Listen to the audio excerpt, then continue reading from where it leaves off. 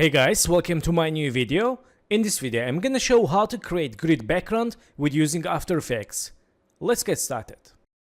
So guys, welcome back, and first one, let's create new solid layer. Add name background and color black. Click OK. Go to FS presets, search effect gradient ramp. Choose gradient ramp, use for background layer. And go to ramp shape, choose radial ramp. And in color, let's open color, change to dark. Click OK and swap colors. Choose this point, move it down, and this, move it down, like this. And for these noises, let's ramp scatter right here, 200. And also go to FS presets, search effect noise, and choose noise, use for background. Let's zoom to like this, and let's see difference. We can right here 5. Or 2.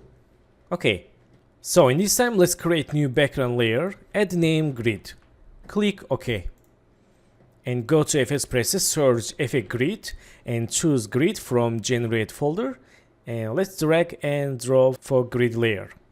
So settings is very easy. First, anchor point, we can change anchor points like this, and size form we can choose with coordinate point, width slider, and width height slider. Let's choose width slider, and we can control these grids using width slider like this.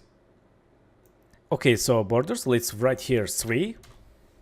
Okay, and color, we can choose color here, and opacity, and we can choose blending mode here. Let's change opacity like this. So in this time, for animate this grid, let's say grid, press P and create new position keyframe, go to last second and move to right. Okay, in this time go to FS preset and right here tile and choose motion tile, use for grid, and output width, let's change like this, and let's see. Okay, we have endless animation. Okay, we have problem here. Let's zoom to here and back to grid and change slider for fix this problem. Okay, and let's see. Nice, we have endless background grid animation.